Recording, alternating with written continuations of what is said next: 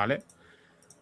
Yo sé que esto cuando la gente dice, bueno, lo típico, no sé qué, bueno, pues como yo siempre me gusta, vamos a dar pruebas, ¿vale? Lo primero de todo es la propia División Azul. Mira, aquí tengo, no sabía si podía ponerlo en pantalla, ahora que lo pienso, lo podía haber puesto con el OBS. Esto es una investigación, lo que pasa es que te dan con los nombres tachados.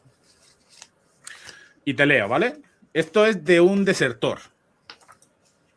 Y dice, primera posible existencia de una organización más o menos embrionaria que dirigida por el barbero Eduardo, parece ser que yo he puesto así, pone Eduardo Gil, tenía por objeto el fomento de la recluta de voluntarios para que, alistándose a la alta unidad mencionada, pudieran desertar hacia el enemigo. Y segunda, relación de esta organización pudiera tener con el voluntario llamado Rafael Tatatá, repatriado por orden del alto mando. Es un repatriado desertor, ¿vale? Que luego hablaremos también de eso.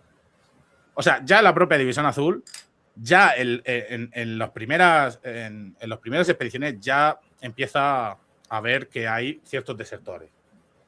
Y luego aparte hay otra cosa que, como te digo, el valor de los testimonios y el valor de la documentación es según los hechos. Un testimonio solo, vale, pero un testimonio y documentación es la verdad. Si me permites, te voy a leer un segundo, que me acordé.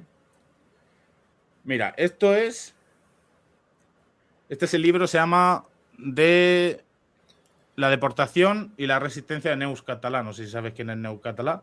Neus Català fue una deportada española que estuvo en Flossenburg, en Ravensburg, sobrevivió. También estuvo en un taller Leipzig.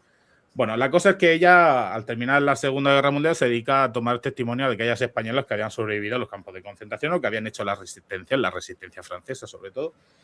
Y Pilar Claver, hay un momento en el que dice: volvamos a lo de antes con el paso de la División Azul.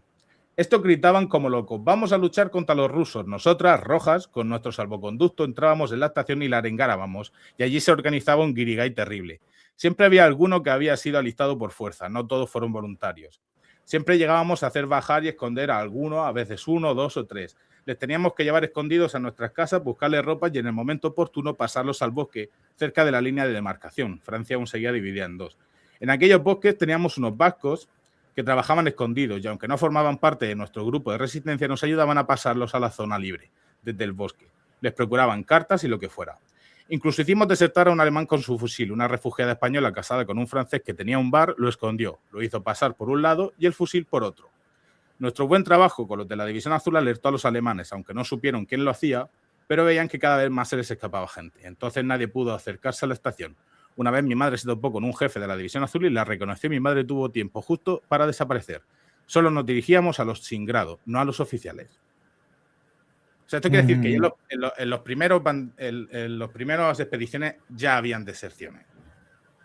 ¿Esto qué quiere decir? Pues que habían personas que lo utilizaban, y es normal que lo utilizasen en un contexto en el cual es una guerra civil dividida por ideologías y es un salvoconducto. Ya vemos que hay organizaciones que ya desde España funcionan, organizaciones del PC, o no tenía que ser del PC, no tenía obligatoriamente que ser del PC, pero que hacían salir a divisionarios.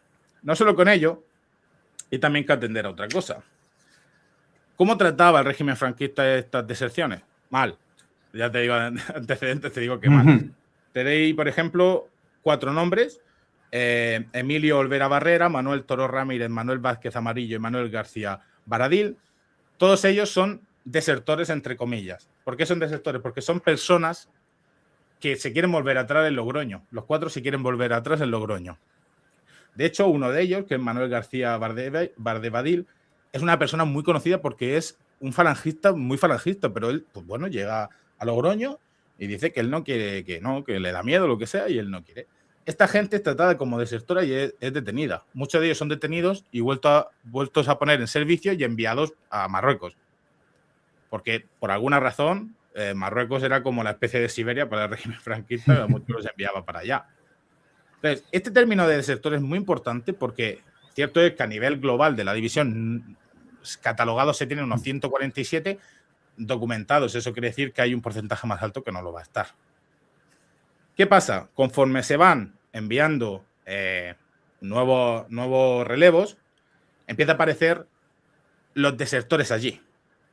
sea, por ahora hay que entender una cosa, son desertores que antes de llegar ya desertan, pero empiezan a tener desertores a retaguardia suya, quiere decir, son personas que abandonan su posición y se van a pueblos cercanos, se esconden, etcétera. Estos, por lo general, sí es cierto que tenemos, mira, te voy a dar, para si alguien maneja de archivos y le apetece verlo, en el Archivo General Militar de Ávila, en la caja 3774, carpeta 11, en 1942, se declaran 14 penas de muerte, 5 por deserción a retaguardia, 4 intentos de huir hacia el enemigo, 2 adhesiones a la rebelión. Adhesiones a la rebelión es lo que tú entenderías por instar a desertar, derrotismo, etc. Insultos a un superior, que muy grande tuvo que ser el insulto, un abandono de servicio y uno por espionaje. 5 de ellos fueron conmutados y los fusilados fueron fusilados de espaldas, como se fusilaban los desertores. Esto es una muestra de que eso existe. Entonces, es increíble que personas como Caballero, teniendo esta documentación, que esto está disponible, como digo, tanto en el Archivo General de Ávila como en bibliografía, diga que no existieron. Pues existió y no pasa nada. Esto no cambia nada, es normal en todas las divisiones. De hecho, las deserciones de la División Azul no son tan altas como, por ejemplo, en divisiones en la francesa o la belga, no son tan altas. Pero existieron y no pasa nada por decirlo. Pero empiezan a tener problemas con las deserciones al enemigo. Que aquí sí que quiero hablar de un perfil muy activo. Me he hecho una lista de perfiles así importantes, pero creo que no vamos a hablar de todos. Pero hay uno que es Félix Carnicero Cubile y José Vera Gutiérrez. No son los primeros desertores son del 22 de octubre del 41, o sea, a muy poquito de llegar ya de hacer fuego, ya son los primeros desertores. Pero estas dos personas son importantes porque son desertores que lo han hecho conscientes de que van a utilizar las vías para pasarse al enemigo. No solo para pasarse al enemigo, es que ambos se prestan a funcionar en la propaganda hacia los divisionarios, porque no, como todo el mundo imaginará, estos divisionarios, o sea, estas personas que han desertado, pues el NKVD los utiliza para, pues con el megáfono, instar a la gente a que deserte, o etcétera, o mandaban octavillas firmadas, etcétera. Te voy a poner 2 ejemplos. Por ejemplo, un panfleto, el panfleto así más conocido, ponía: tenéis que decidiros, esperar una noche oscura y con precaución arrastraros hasta nuestras alambradas, al estar cerca, decir con voz potente la consigna español. Todas vuestras vidas estaréis agradecidos hacia nosotros por este consejo. Si no seguís el consejo serviréis de abono para la cruda tierra rusa. Firmado Félix Carnicero, Benito del Río, Juan Valenzuela, Juan de Beñas. Esta octavilla sirve de salvoconducto para pasarse al Ejército Rojo. Esto era muy normal, ¿vale? Luego había por altavoz, que en este caso es quien te he dicho, Félix Carnicero, que prácticamente decía lo mismo por altavoz.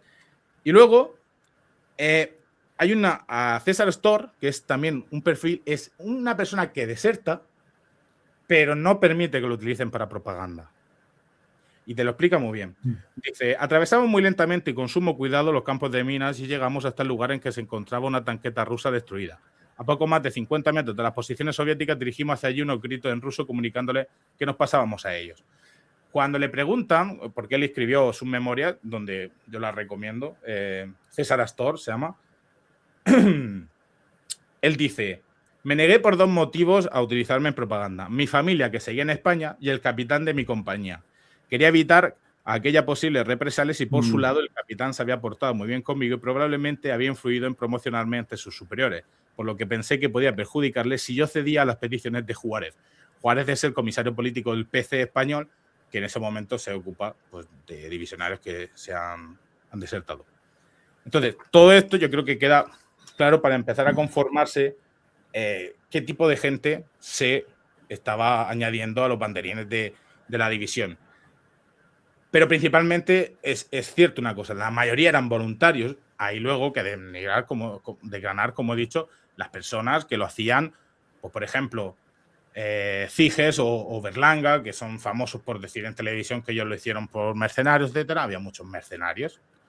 Es como un alma gama. No se puede generalizar. Ya sabes tú que en cosas de la historia, para sintetizar, generalizamos, pero la realidad es que hay muy variopinto este nivel de personas. Y luego, por último, estos divisionarios se engrosan con personas llamadas indeseables, que son personas proscritas, por así decirlo, personas que salen de cárceles, que, bueno, pues hay gente dándole voltereta diciendo que no, que es que algunos eran homosexuales, que no sé qué. Bueno, fuera lo que sea, eran personas catalogadas como indeseables.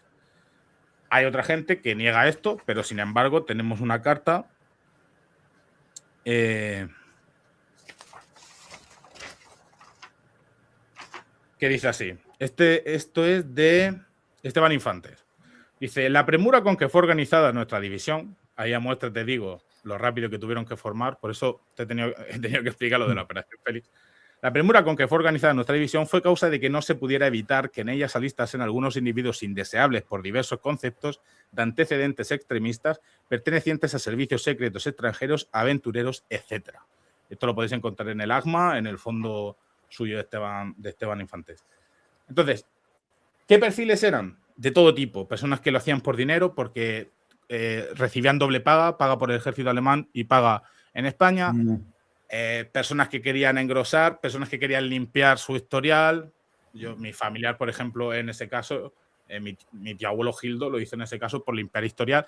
Entonces, claro, hay como una amalgama de perfiles, pero lo que no se puede resumir es decir, no eran todos voluntarios y divisionarios, no, eso no era así.